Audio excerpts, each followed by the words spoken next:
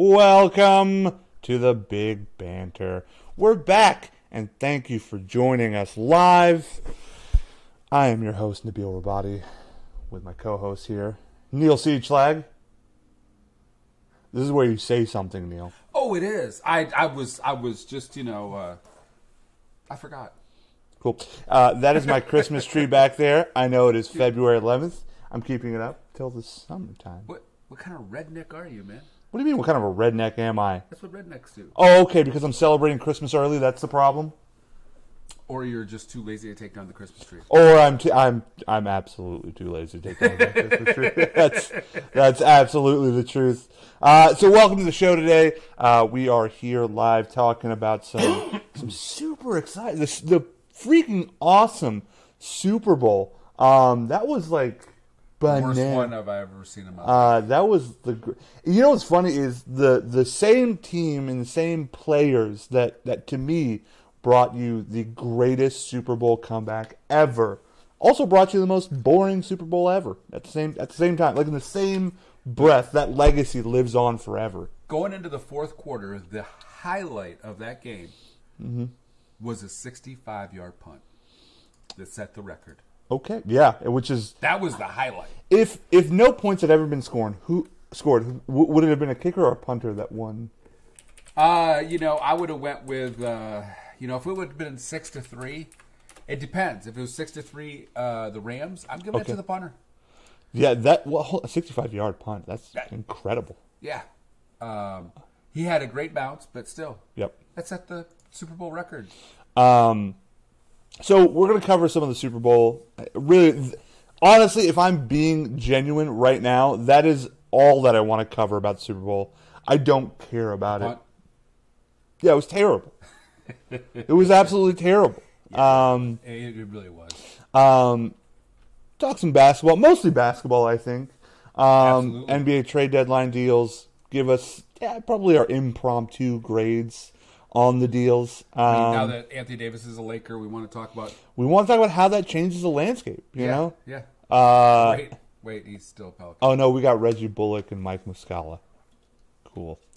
It's just like AD, only it's not. Yeah, I hate you. Anywho, talk about that. Talk about the rest of the season, speculation, kind of giving our thoughts on just kind of what's going on in the NBA and kind of the storyline wrapped around that. But before we start, Neil, how have you been, man? What's been going on? I think the last time we talked was at the Rumble, which I'm curious what your thoughts were on the Royal Rumble before we get into sports. Oh, real man, sport. Real sports. Wrestling's real to me, damn it. I love wrestling. Hey, I actually just listened to that podcast on Jericho's with JR and that was Jerry a good podcast. Absolutely, that was an excellent podcast. If you haven't heard it, Talk is Jericho. Go check it out. It's a great podcast. Yep. Neil, you're gonna live? Mostly, something went down the wrong pipe. Mostly getting ready for moving. Where are you moving to?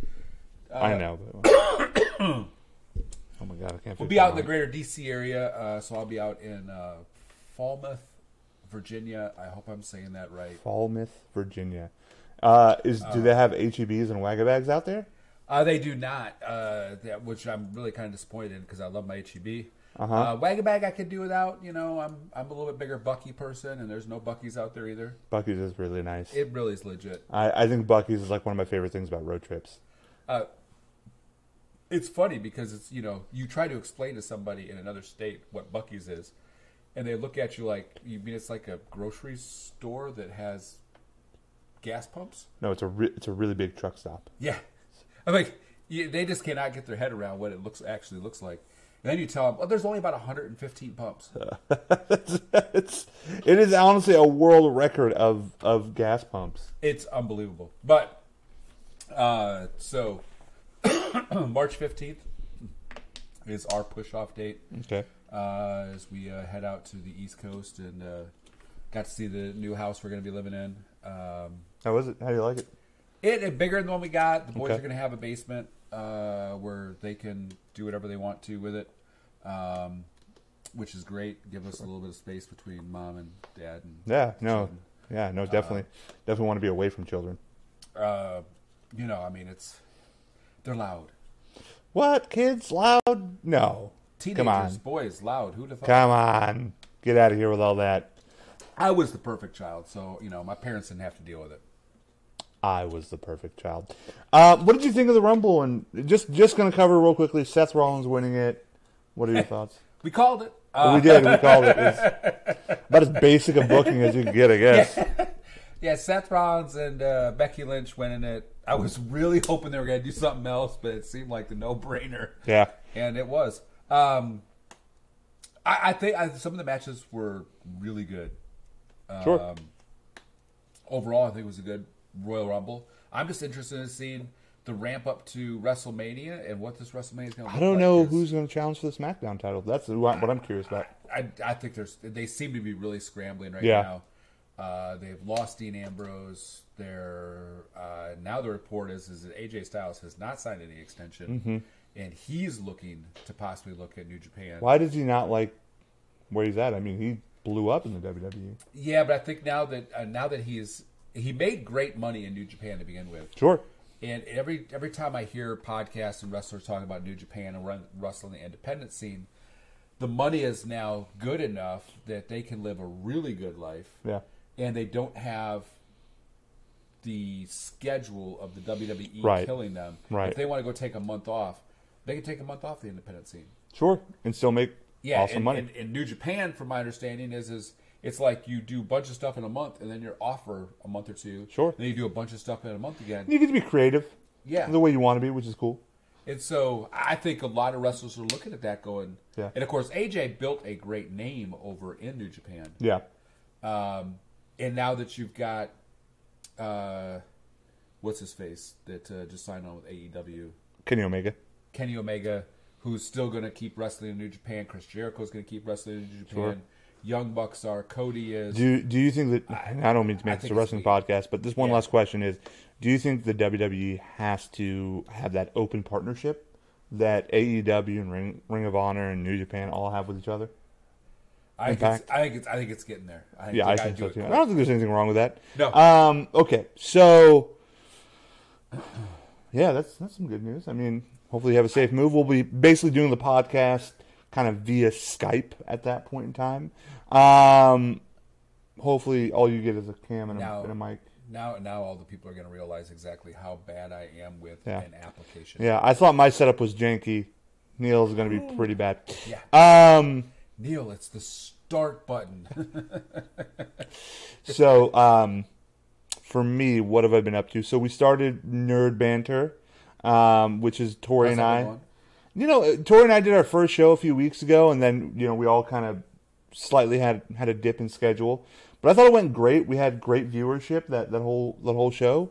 Yeah, I think it's going to be a good series. I know Manny Medina and I are going to be working on a fight cast, which is basically a live broadcast of the fights. I mean, you're just watching the fights and giving our take on it.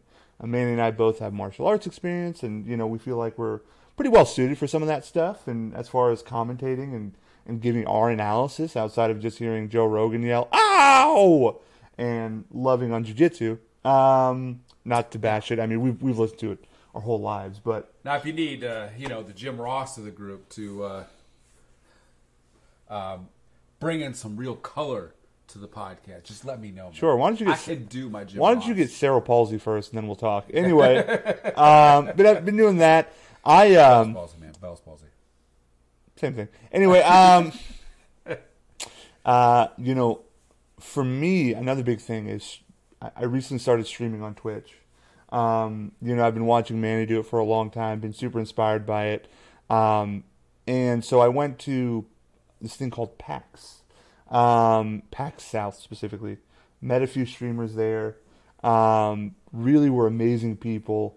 It was such a great time. I went with Manny.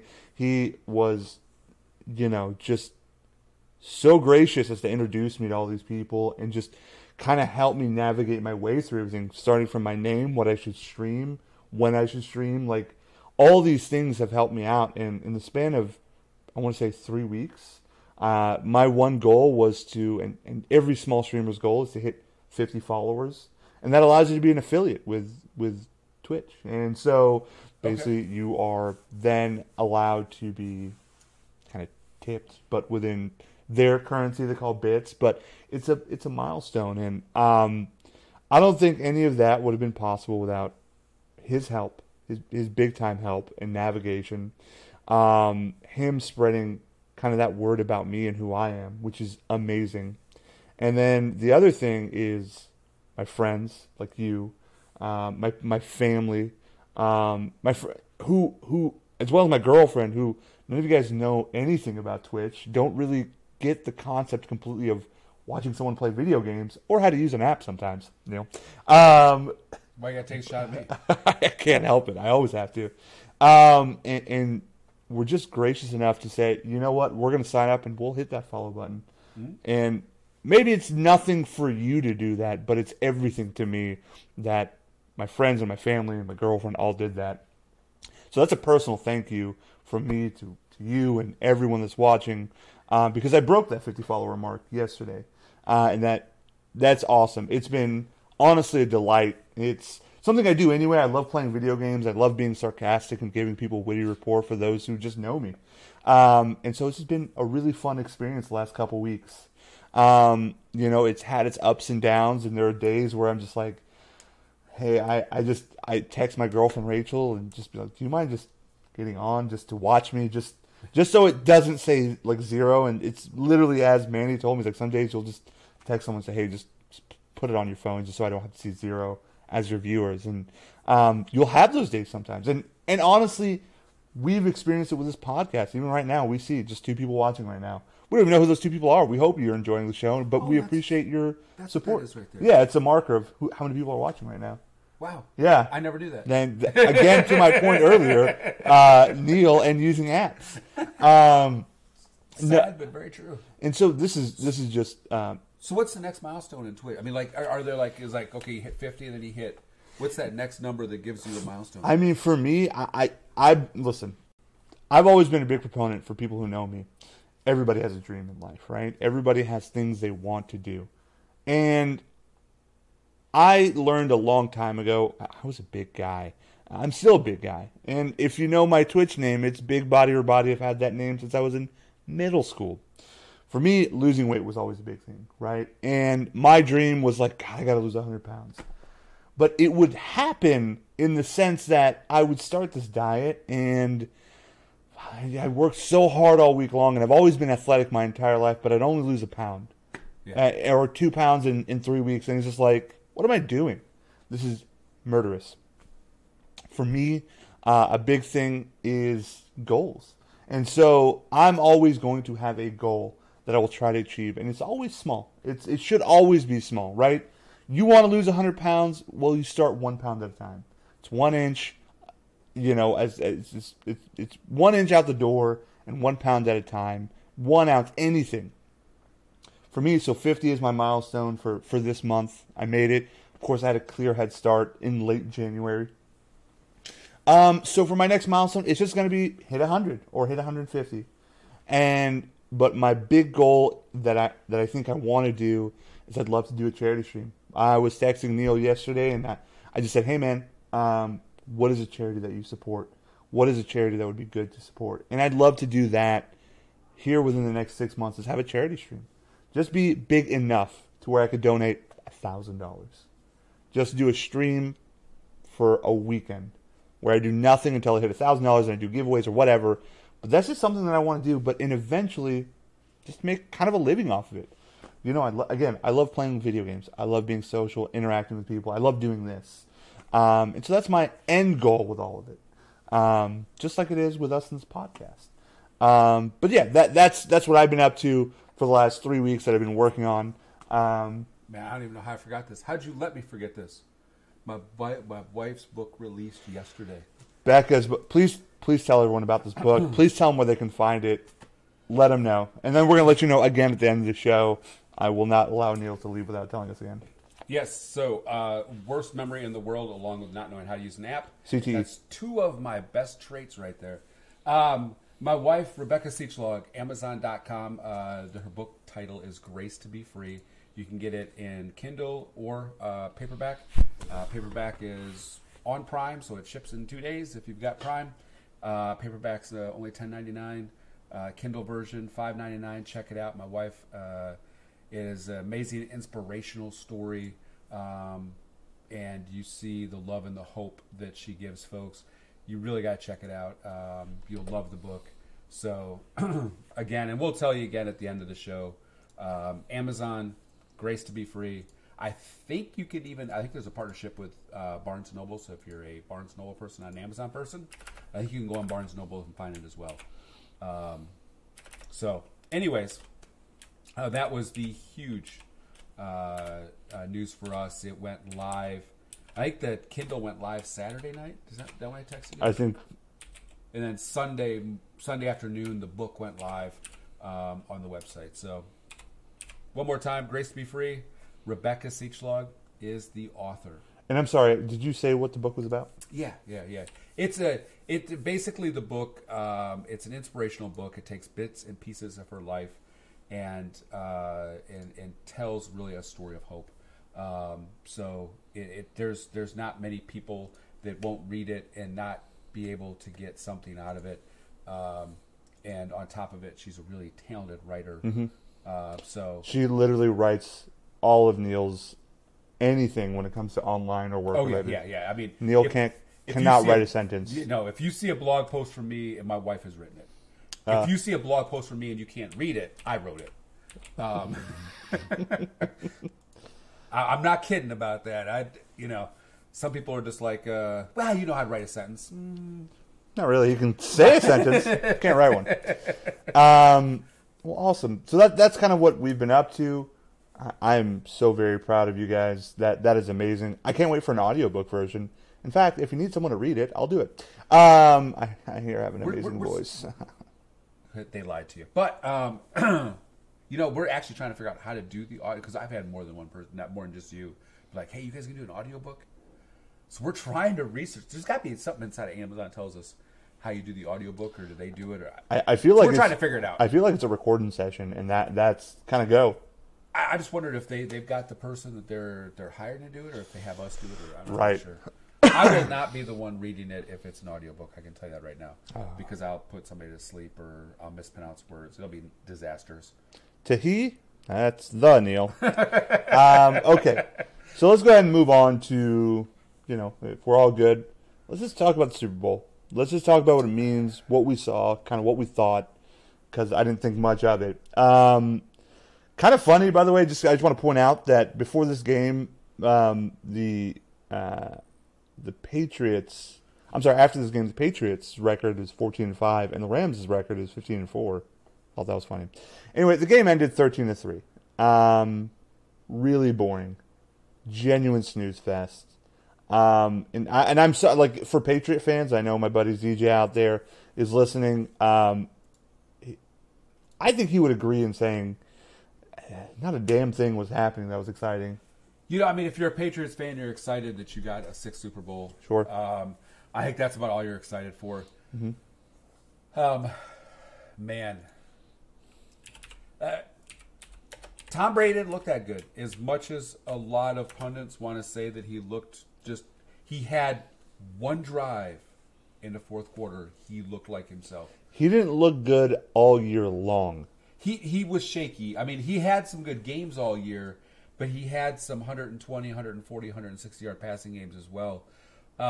He's starting to show his age. I know folks don't want to talk about that. He's still a great quarterback. He's still a great leader. Don't get me wrong. I don't know if there is a more beloved guy in a locker room than Tom Brady. You listen to his teammates talk about him. Man, they want to play hard for him. They love to play with him. They want him to win. And that's half of the battle right there. But that game was an explanation point on what they look like kind of offensively this year. What I did not see coming, and the only big shock to me, was the New England Patriot defense showed up. That was the first time they showed up. They were attacking. They knew something about Jared Goff. And, well, the truth is, I think the whole analytical world of football knew this about Jared Goff, which was attack him, get in his face, and disrupt. Well, and video cameras have gotten a lot better. so they no longer have to video it right in the stadium. They can get outside the stadium now to video those practices. Somebody just check those regulation footballs. But no, it was an absolutely terrible game. No, it was atrocious. You know what the thing is? The older Tom Brady gets, the more he reverts back to being younger. In the sense that he can't really sling it down the field anymore. He can't really just go all out with that football. I think, it is what it is. If I thought the Rams were going to lose, but I didn't think it would be by scoring 3 points. They got shut down with one of the best running backs in the league. The first picked quarterback of the draft 2 or 3 years ago. I put a lot of it on Sean McVay. I think he outthought himself. I think Sean McVay had this really complicated idea what he was going to go do. He outthought himself. Sure. I think he. Truth is, if you came out and attacked them like they beat the Cowboys, and they didn't have as good defenses, Dallas. No. But no, I think he put Jared Goff in a weird position that seemed to lose Jared Goff's confidence. Not that he hurt him long term, but just that game. Something about that game made me think they just blitzed and played zone the entire time. Well, and you listen, you slow down some of the plays when they did throw the ball. Jared Goff until the fourth quarter. The fourth quarter, he seemed to get a comfort zone. Finally. Yeah. The first 3 quarters, he was literally. They were saying that McVay was feeding in where to look to throw the ball, so he was that nervous. And so you saw crossing route after crossing route where guys were cutting across wide open, and basically New England saw him and went, "Oh, he's locking in on a receiver. Yeah, we can go get the quarterback," and it worked for him. He started in the fourth quarter. It looked like Jared Goff started to actually calm down and get some confidence. Sure. And start throwing the ball. I mean, it's a big game against his hero. It's had he gotten his confidence at the beginning of the third quarter, I think that'd have been a different game. Because they were starting to move. They were starting to finally move the ball against New England. What happened to Gurley? I felt like I didn't see his name. He ran 35 yards. I heard that he was still hurt. Somebody said that during the game they saw him riding the bike, and they mentioned him riding the bike. Yes. But they said they saw him riding the bike. Turn your phone off, Neil. Was that me? God. We're in the middle of a show, and here you are just razzle-dazzling with your friend. Okay. Office Depot sent me an email. Your phone rings like a text message when you get an email? Yeah. That's weird. Go on. Can you change that? Yeah. Never mind. I don't know how to do those fancy things. I know. That's... Jesus. So you see app of the day. So but in the second half, I was confused because he carried the ball. What was it, like 5 times in the second half, and that was most of that 35 yards minus 13 that was taken back. I don't know why he wasn't running. So the only thing I think of, he was really hurt. He must have been. And C.J. Anderson. C.J. didn't look good, and I think a lot of it falls on Sean McVay.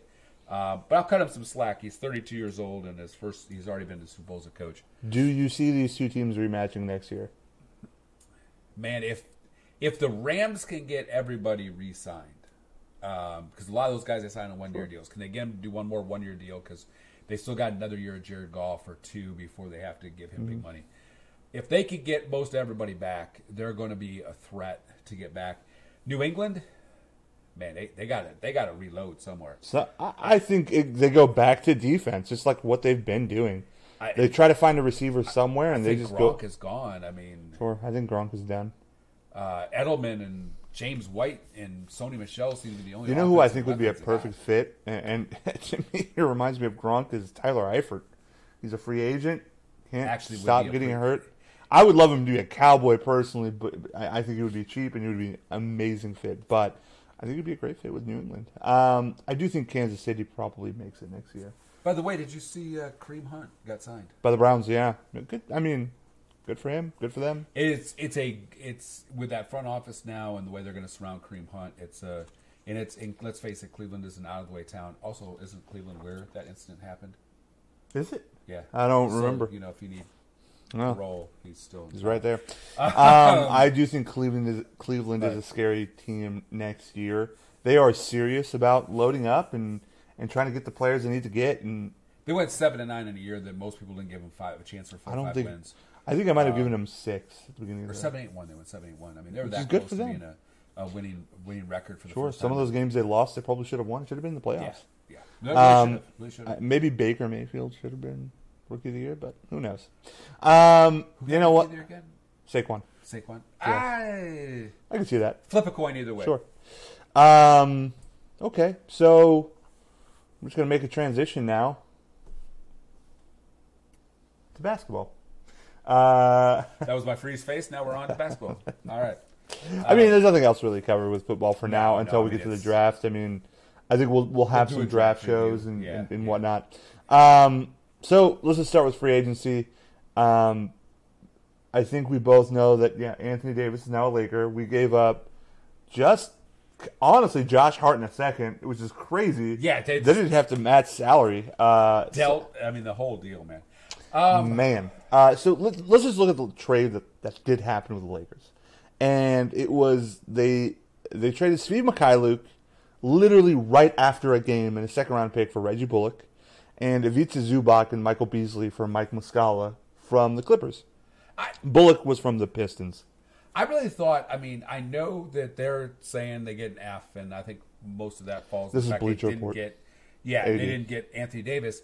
But Reggie Bullock and Muscala are great pickups. They're reliable perimeter players. Both can shoot threes consistently, which is the Lakers' really their biggest need. If LeBron's got some guys he can kick the ball to, we're talking about something now.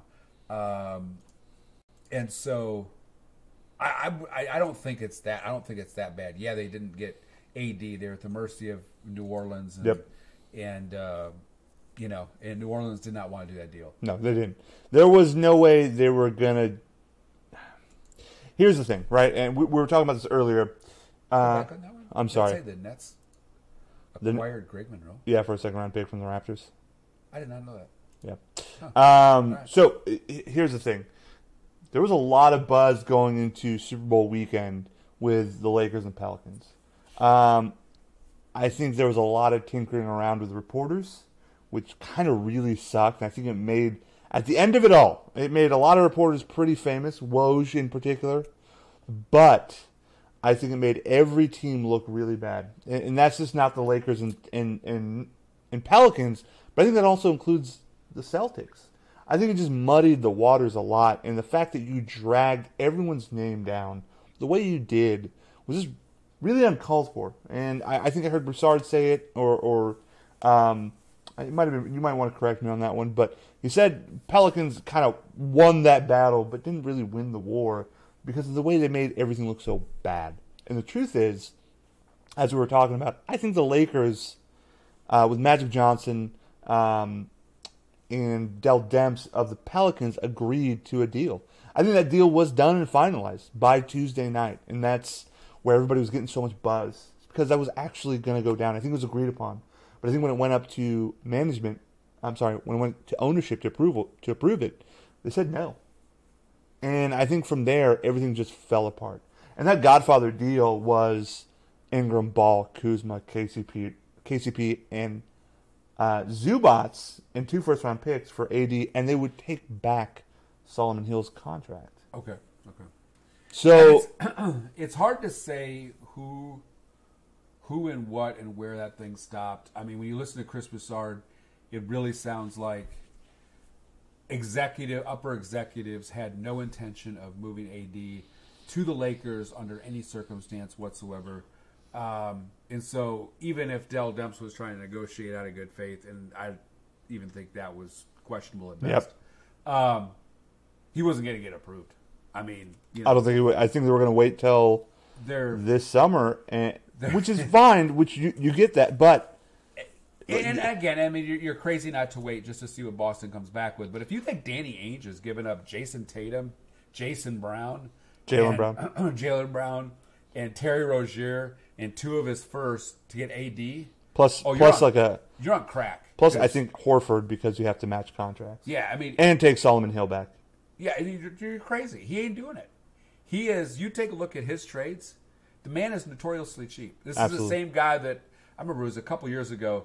One of the reporters had said that he literally made an offer. Didn't say who the player was for. Okay. Called up a team, made an offer of 10 second-round picks for a player. Do you know what the team was? No, they didn't. It had to have been a really good starter, or a young prospect that maybe they were like iffy about. But that's Danny Ainge. I mean, he's going to look for the way to. The man has 4 first-round picks this year for a reason. Exactly. 2 more next year. The guy will rip. I mean, I love. And they even came out and said, I think it was Bleacher Report that came out and said that, hey, Boston, said that they will talk about Jason Tatum next year. Like they promised to include players, something like that. Like, but they wouldn't include. They wouldn't promise they'd include him. They would just talk about him. So here's how this is going to go. Dell Dump's going to call up. Okay, so what's your offer? What a Jason Tatum? This is assuming Kyrie stays, by the way, right? Yeah. If Kyrie doesn't stay, it's done. They're not going to do it. And you could see Danny Ainge right now. I said talk about him. He's a nice kid, great family. Okay, he's off the table. Yeah. Jaylen Brown. No. Gordon Hayward. We need that contract, Matt. We got to need that contract. You saw how he played for the Jazz, didn't you? Great kid. I mean, it just that's where he's going to start. Though he's going to say Hayward, Rozier. Okay, I'll give you not my upper first round picks. I'll give you my 2 background first round picks.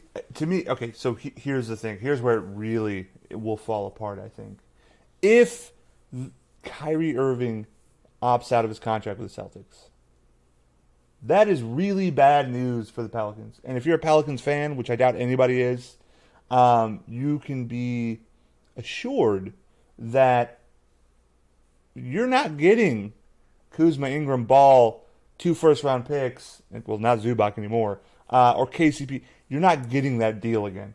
No.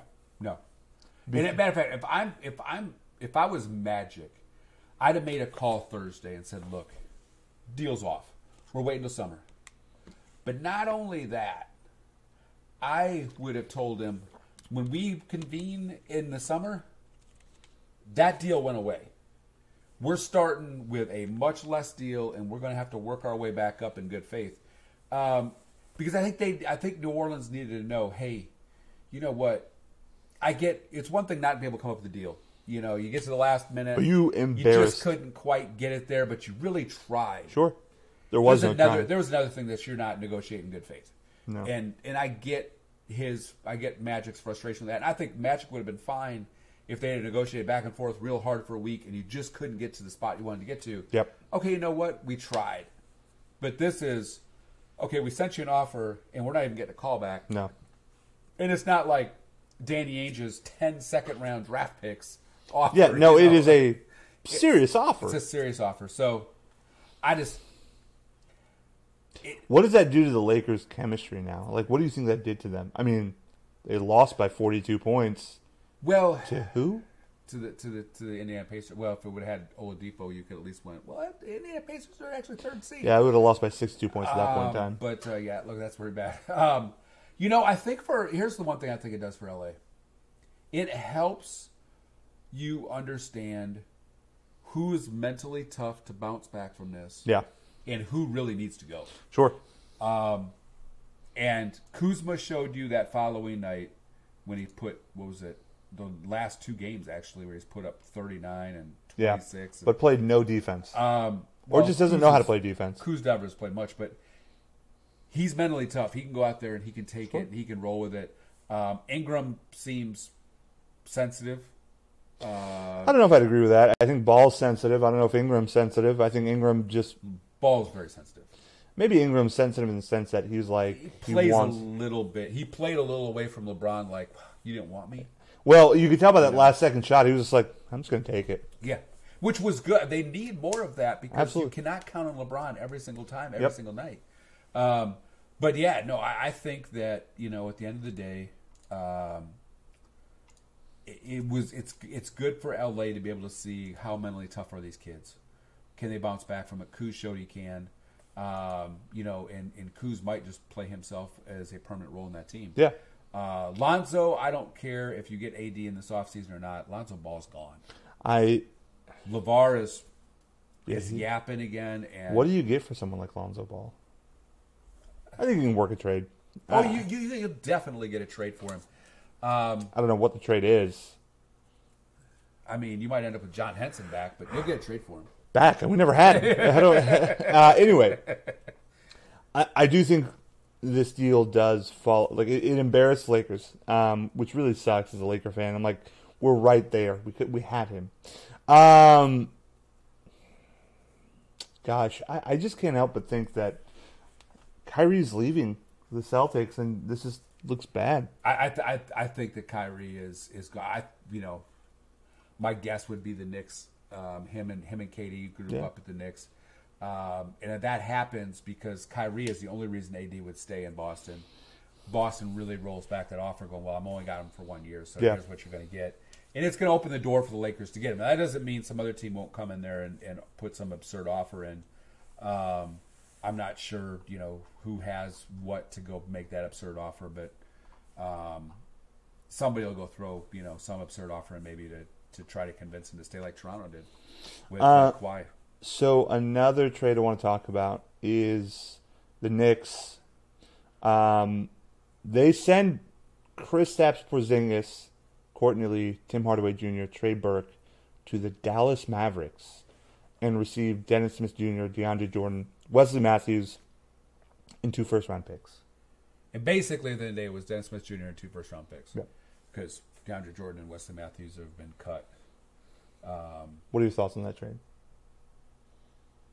I want to know what the heck happened between Porzingis and the Knicks. He didn't like being a Knick. He didn't like the front office. He didn't like being booed since day one. That really fell apart seriously because it was just a year ago he was talking about re-signing there. Do you blame him? They're an absolutely directionless team that signed Tim Hardaway Jr. to 4 years and $84 million. Who's a good ball player? Is he 4 years and $84 million good? That's a little questionable. That's a highly questionable. But he has had a really good year where he's actually living up a little bit to that contract this year. Has he for a career? No. But he is actually living up to it, so it's not a terrible. It doesn't look like a terrible deal in hindsight now if he keeps going in that direction. I thought it was a great deal for Dallas. Sure. Because Porzingis with Luka. Great. I mean, you have your next Dirk. Tim Hardaway Jr. You have your next Dirk, basically. Yeah. I mean, that is, and they're going to get they're still going to get a decent draft pick. I mean, well, no, they won't. Because they won't. Yeah, no, it'll be decent for the Knicks. Yeah, it'll be decent for the Knicks. So yeah, I mean, but I think it was not. It wasn't a bad move by the Knicks either. It clears out space. You can put 2 max contracts on there next year now, with DSJ still being there. Mm-hmm. You might have a decent 3-headed beast, especially if you get lucky, land the #1 pick overall, and add Zion Williamson. You add Zion. You have Dennis Smith Jr. You have Frank Ntilikina, who's good off the bench, I suppose. You'll have Dallas's picks to add to that roster. Oh yeah, I mean, maybe if they don't get KD and they don't get Kyrie, then what? What does this trade mean? I still don't think it was a bad trade, but if they don't get KD and Kyrie, if they don't get a max player on that team of any kind, then they're just the Knicks again for another year. Okay, they'll find somebody, I guess, right? Yeah, I mean, it won't work. The 76ers, I think, made a great trade, but I don't know how much it helps them. Right, so they ended up trading. It was. Help me out with this one. That's not the trade. That's not right. That's everybody they traded. Yeah. They ended up trading. Nope, that's not the trade either. What in the hell's happening? Well, I know they sent. What was it? The kid that went to the Lakers, Muscala. They sent him to the Clippers. Mm-hmm. Go back down to that. They sent a first-round pick. They sent, I think, Landry Shamet and Wilson. Let's see. The Tobias Harris trade. They sent They sent both those first-rounders. Muscala and Shamet, and Chandler, and Wilson Chandler, all to the Clippers to get Tobias Harris back and Boban, yeah, and Harris. I'm sorry, and Scott. Yeah. So, regardless, let's just get back to what I'm trying. They got Tobias Harris basically. Yes, they did. Great And pickup. man, Tobias Harris, in my opinion, I've been singing these praises since he started playing in Orlando. I don't think anybody else knows who Tobias Harris really is outside of this year when he made the Clippers relevant. And the Bucks fans. We Why- drafted him. Why would you trade him? What did you trade him for? We were literally so bad at developing talent, we didn't see how good he was, and we sent him, I think, for a second-round pick to Orlando. That's how bad the Bucks used to be, ladies and You could have gentlemen. had Let you know. Chris Middleton, who's an All-Star this year. Congrats. Yes. Giannis, who's the All-Star leader, MVP in my opinion. And Bledsoe with Brogdon. with Brogdon and Bledsoe. Yeah. Shame. Yeah. Wow. So,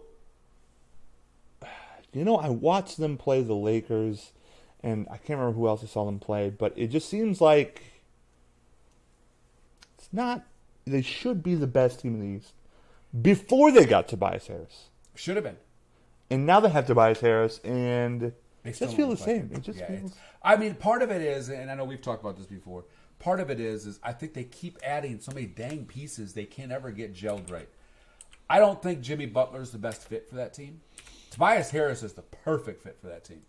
Tobias Harris is laid back. He takes what he gets. He plays great defense. He's a hell of a shooter. Tobias Harris is a great fit for Joel Embiid and Ben Simmons. Those three, I think, will make a great trio and a very potent one. Jimmy Butler, I think, gets people's feathers all riled up, but he's still a great ball player. Yep. Redick can still shoot. But they just... I watched him a couple times after that trade, and it just doesn't feel like they still have the right formula. Something's missing. Yeah, and then you've got a team like Milwaukee, who I think has already beat them twice this year. We got 2 more games to play.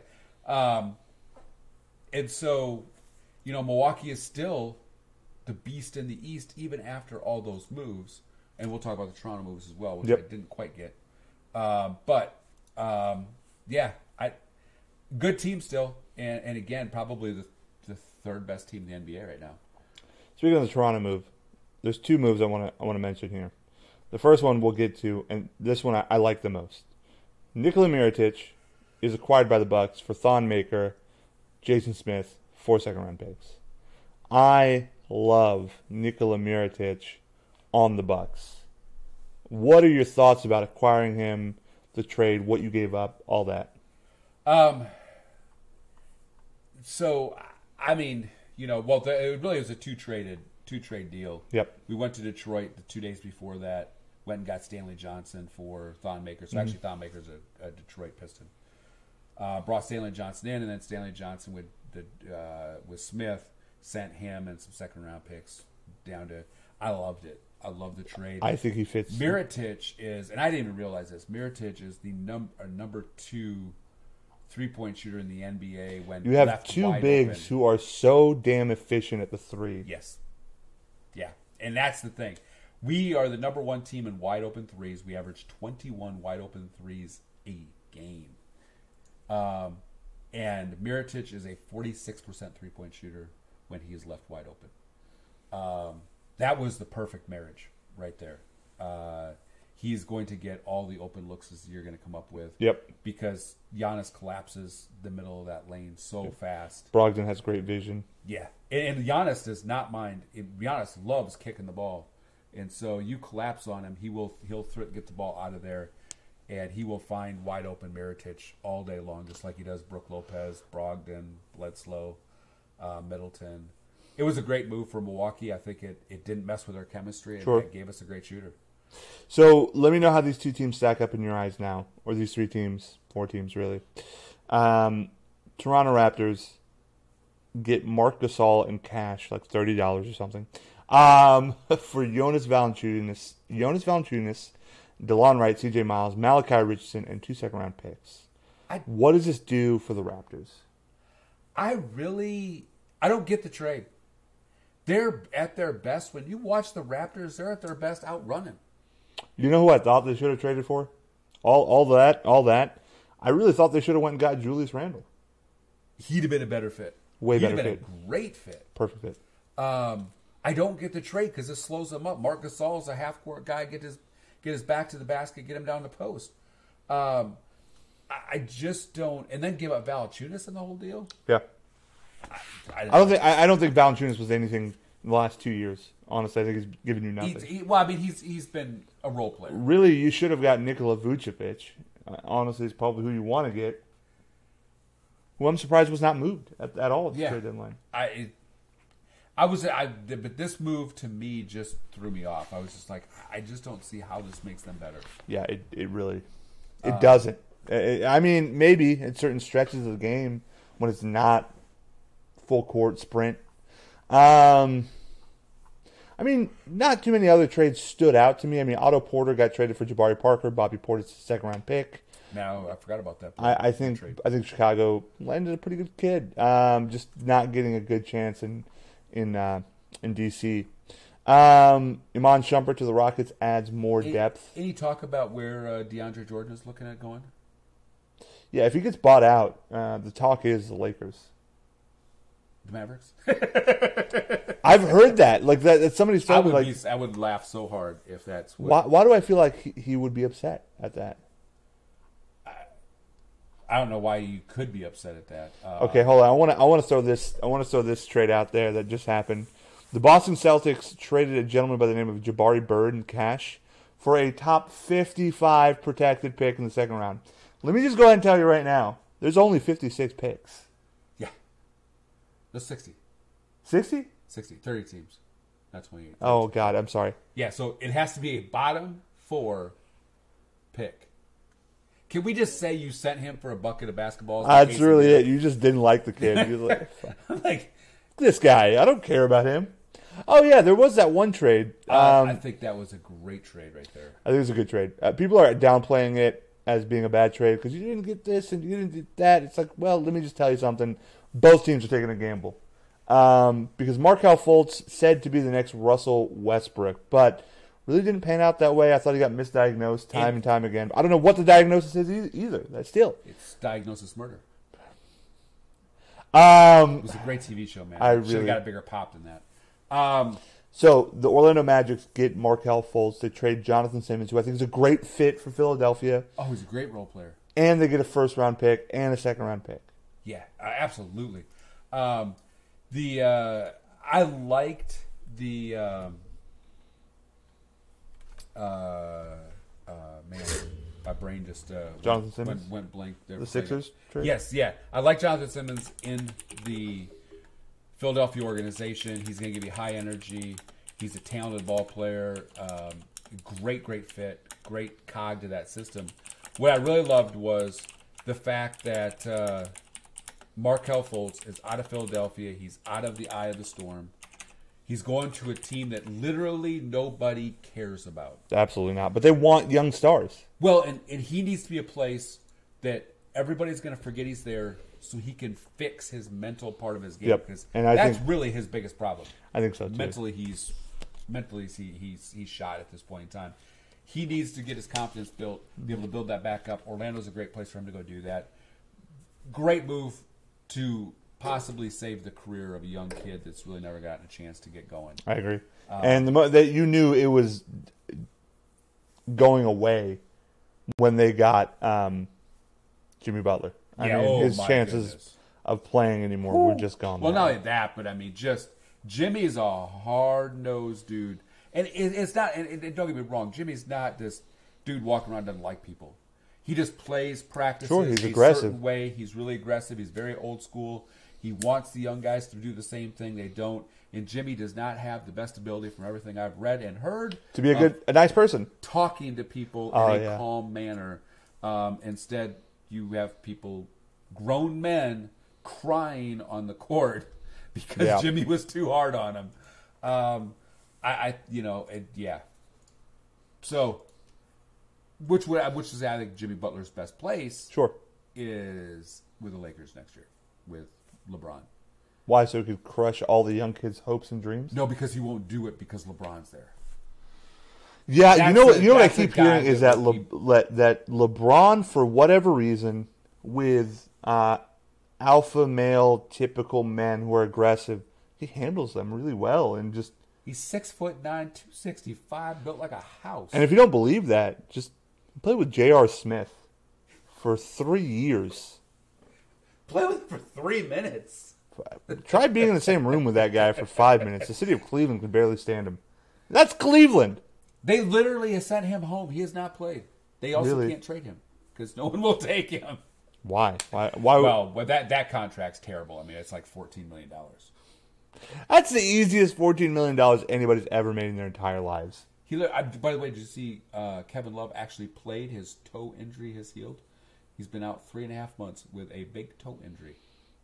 He actually played the other night. You think he'll get bought out or traded anywhere? And where? They're trying to trade him. I think. Why would you sign him to a deal like that? Well, I mean, at the time, I think they were really thinking that they were going to keep the band together for a couple more years. But I think he'll get. I think Kevin Love will get moved. There'll be teams that will take a really close look at him this offseason. I mean, and hold on. I mean, he can still score points. Oh wait, I think this is his last year. Oh, did he get? Is this an option year? Yeah, it was an option year. Yeah. Oh, and he's already declined it. Whew. Wow. So he'll be a free agent next year? Yeah, he'll be a free agent. Hey, listen, come to L.A. We'll give you a veteran's minimum. You'll be happy. You'll be in L.A. finally. Come back to UCLA. Yeah, boy. Yeah, we'll take you. I mean, if you could get him for $8 to $10 million. Oh, perfect. Yep. And he's healthy? Yep. Yeah. Yeah, sure. I think that's really what he's worth right now at most. Sure. He can shoot. Sure. So. Okay. So, I mean, those are basically the trade deadline deals that we talked about. We're probably going to run through some of the standings, kind of what we think is going to happen for the rest of the season, and call it a wrap. Call it a ninja wrap. Ninja Turtles reference. Anywho. So we still have the Milwaukee Bucks standing atop of not just the division, conference, but also the league at 41-14, best record in the NBA. Been since 1986 they've had this good of a record. I don't know what to make of it other than Giannis is the MVP. And the fact that there aren't more MVP. In fact, the fact that the MVP talks are geared towards James Harden is bullshit to me. Because really, without him, Coach Budenholzer is Coach of the Year. He better be.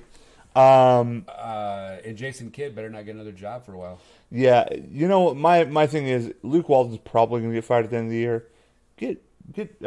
Might not make it that long. I don't know. Get Mark. Oh my God, Mark Jackson. Get Mark Jackson. That is a coach I think that could do really well in Los Angeles. He took the Golden State Warriors from the 31st worst defense to 13th in a season. This was before they went on their. There's only 30 teams. That's how bad they were. Sorry, 30. I can't get the number right of teams. I just can't do it. 28, 31, 32. I'll find it. I won't be in the middle. I'll get it one of these times. I've already aired out 2 of them.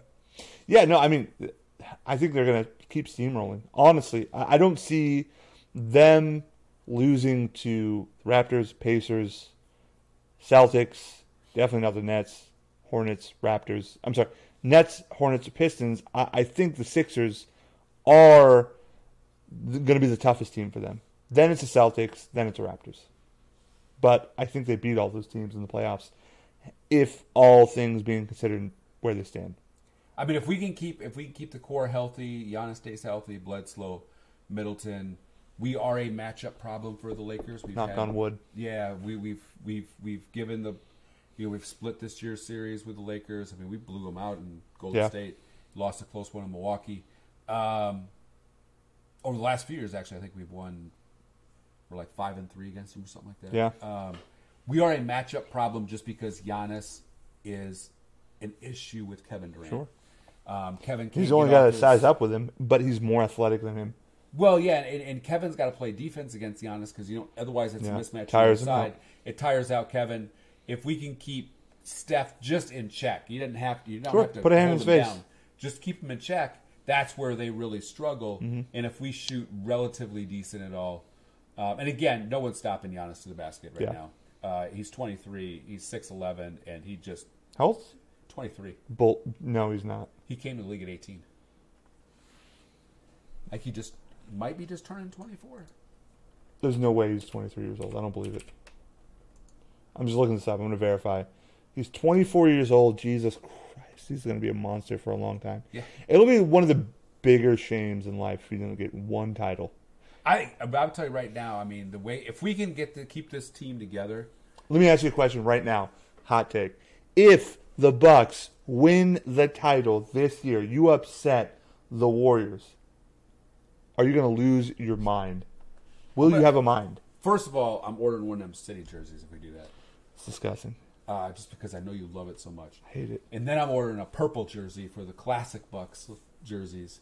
The one with the buck on it? Yeah. Oh, yeah. Those were classic. Those were classic. Yeah, they really were. No, I would, just because of the fact that, I mean, 1-1, Milwaukee's not a basketball town. Milwaukee's a baseball town. Mm-hmm. Always has been. Brewers. Big Brewers town. But, I mean, we came so close in the 80s. You should have beat Allen Iverson. And then in the 2000s, when we had the big three of, Big Dog. Should have never disbanded. Ray Allen, and Sam Cassell. Good Sam, squad. let me give you a heart attack, Cassell. Yeah. I mean, we've had some. Should have had teams. Dirk Nowitzki, but whatever. Who is Dirk, anyways? He's nobody. Just some nobody scrub? compared to Robert Tractor Trailer. It is actually a worse deal than the Green Bay Packers with the second pick overall taking Tony Mandrich. Yep. The incredible bulk. Over Barry Sanders and Deion Sanders. Yeah, there were more players in that draft that were amazing, but which, by the way, steroids. Matter of fact, the first 7 players, 6 are Hall of Famers. We took the one guy that was a bust. You could have went either way. And you needed them. Anyway, whatever. Drew a name out of a hat better. Okay. Yeah, I don't see the Bucks really being challenged. Raptors 41-16, still doing really well. Went 1-3 against us. Yeah. They struggle with Milwaukee.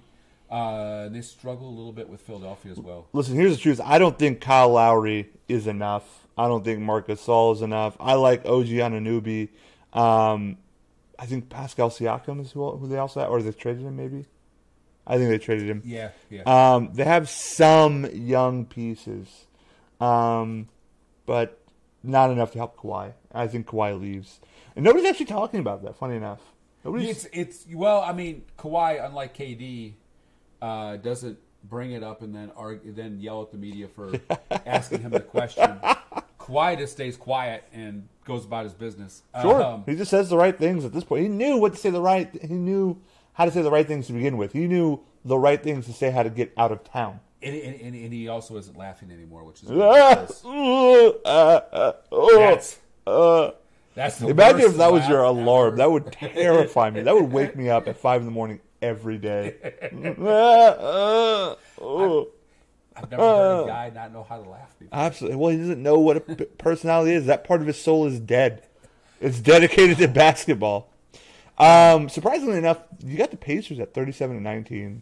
Now they're falling. I think they've only won 2 games since. Sure, it was basically the Lakers and. Yeah, and they'll slowly slide. They'll still probably make the playoffs. Sure. Which is a shame because that team actually was really pretty good overall. I mean, yeah. And actually, take that back. They've won 5 straight. Yeah. They've done pretty well. You got the Sixers, who I think will jump up to 3rd. Celtics, who I think will stay around where they're at.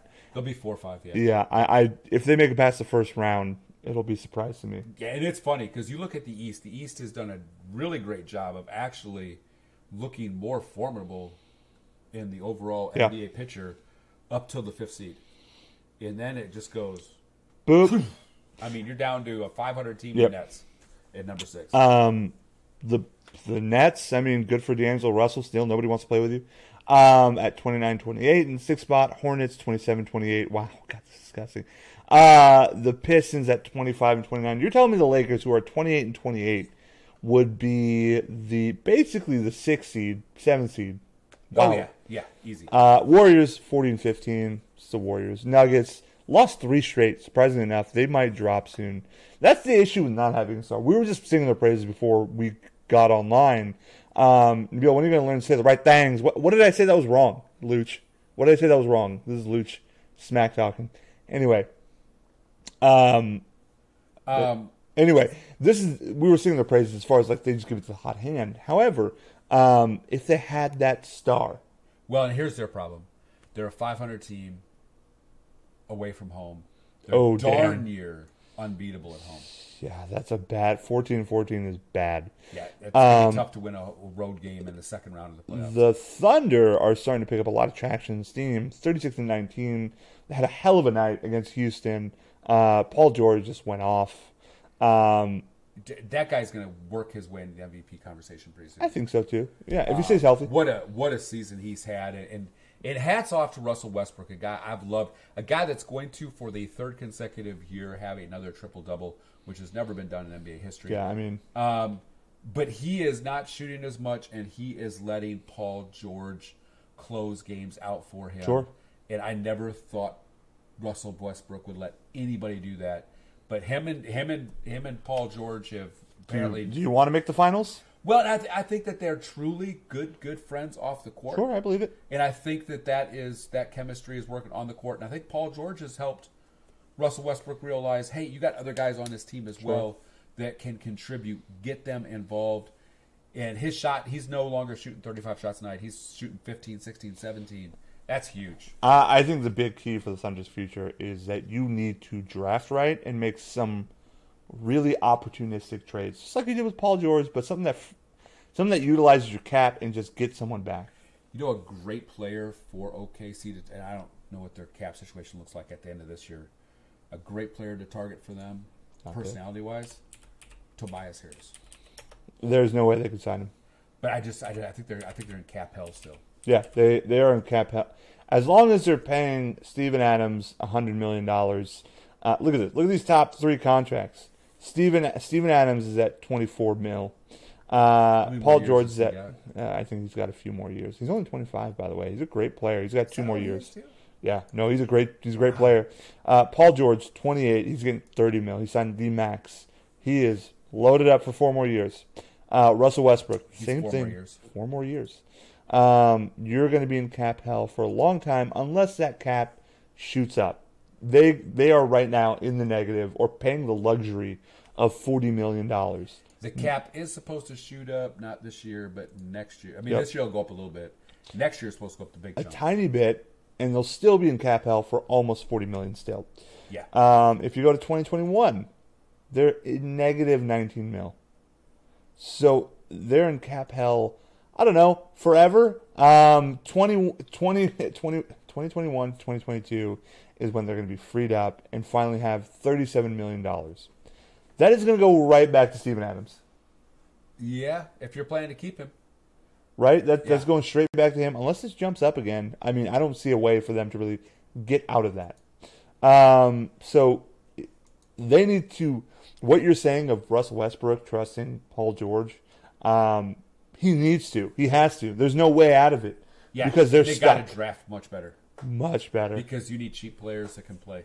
So you got the Portland Trailblazers quietly and consistently in 4th, 33-22. The Rockets, they keep flipping back and forth with the Trailblazers at 32-23. By the way, impressive by the Trailblazers because they really got out the gate slow this year. Absolutely. But they just look really good. So they're well coached. So the Rockets. They're well coached. They play well. They just do the right things. And Dame Lillard is just a good player. Same with C.J. McCollum. The Rockets, they're going to run out of gas soon. I agree. You cannot have James Harden doing what he's doing, and Kobe Bryant said it. You can't win a championship like this. No, you can't. You can't shoot. You can't make 60 points a night. It's just not going to happen. It's not feasible. It's not going to work. Well, and even did you see James Harden's response? What was that? He's probably right. I like James Harden. I mean, he just. I hate him, but I like him. Yeah, he says how it is. Whatever. He's a hard guy not to like. Right. What are you going to do if you're the Rockets? Yeah, I mean, not a damn thing. You rely on him. You have to, with Chris Paul as injured as badly as he is, and again, we said it. Over the summer, they're going to come to regret that contract with Chris Paul. I like Chris Paul as a player a lot. I know he's dirty. I got it, but. I want to go to the Rockets, and we'll just talk about their salary cap situation. Oh, man, right? You talk about they're in negative salary cap. Negative $20 million this year. Next year. negative $12 million. Right? They're stuck with Chris Paul's getting paid more than James Harden next year. Yeah. And then you have Clint Capella for 16, Eric Gordon, who you have to trade away for something. Then you finally free up $6 million. And you have no team. No. Chris Paul at that point in time is 36 years old. The fact that you're paying him $41 million at 36 years old. And he can't stay healthy now. No.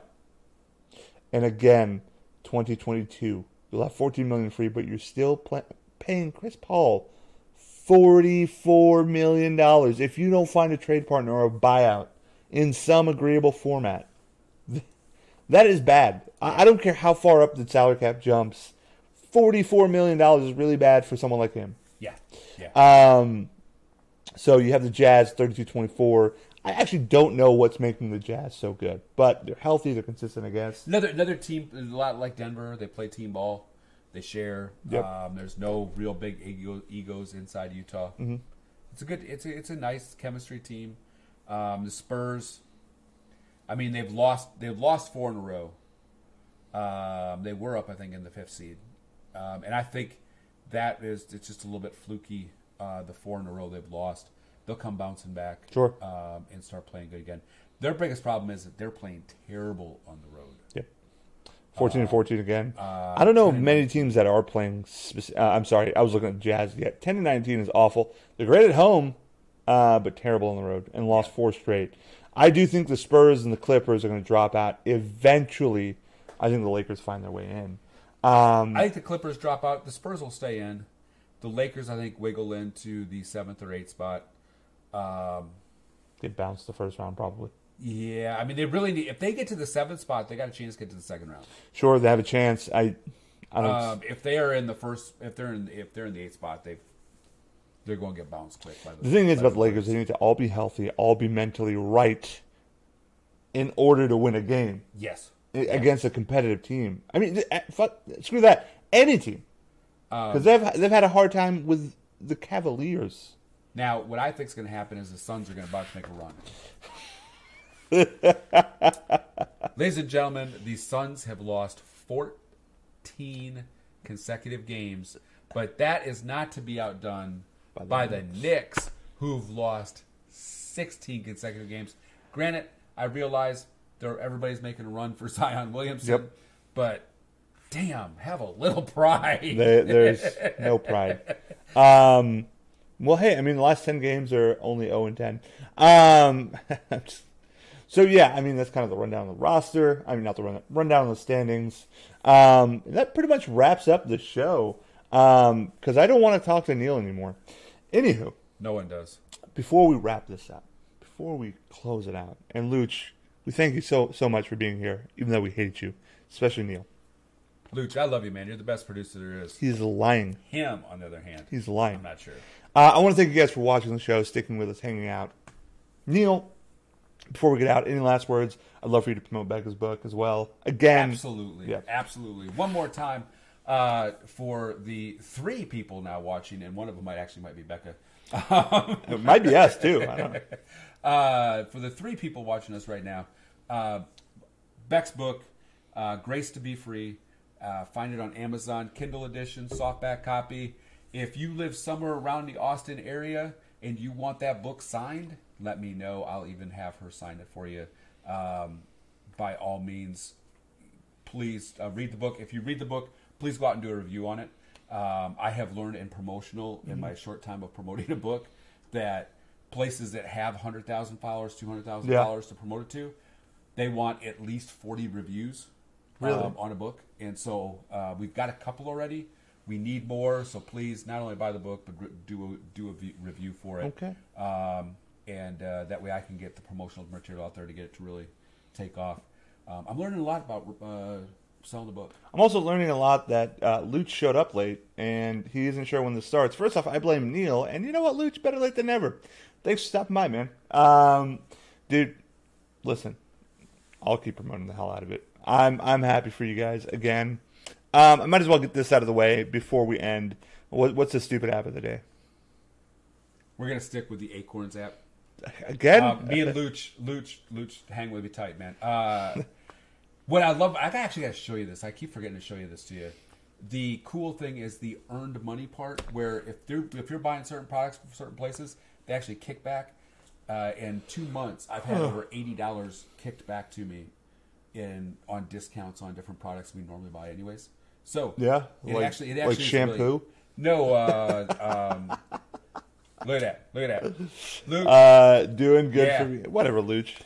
But yeah, so I'd stick with Acorns. It's a great app, saving money. I guess that shampoo joke fell on deaf ears. Yeah, it really did, because it's not shampoo. But some really cool stuff. Okay. Rent a car, go out to Choice Hotels, all kinds of places. Awesome. Anyways, yeah. So that is the app of the day.